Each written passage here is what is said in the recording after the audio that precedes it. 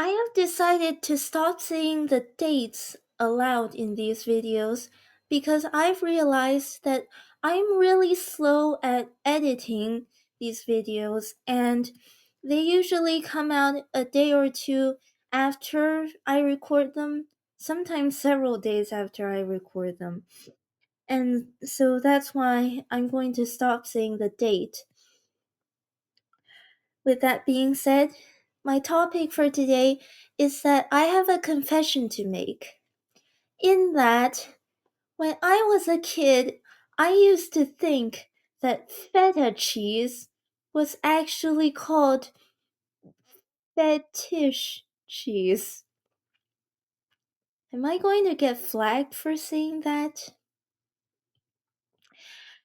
Anyways, it it made sense to me as a kid, okay? Cuz I was a kid.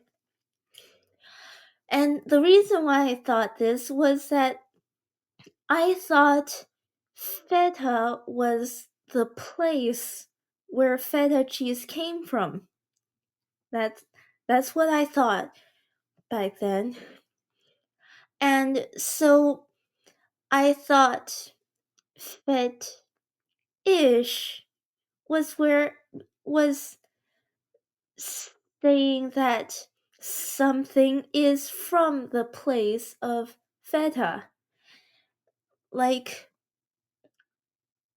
it basically like English or Spanish, they end with ish.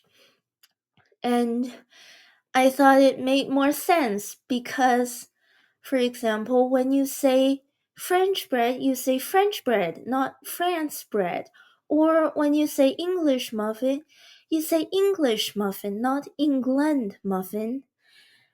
So that's why I had that misconception, and I used to think feta cheese was just a casual name that people use in everyday conversations, and that it was technically the incorrect way of saying it, that the technically correct way to say it was, you know, fet-ish, which now that I know what the word means, it's quite embarrassing for me to admit that, but that is what I thought. Because I didn't know any better back then.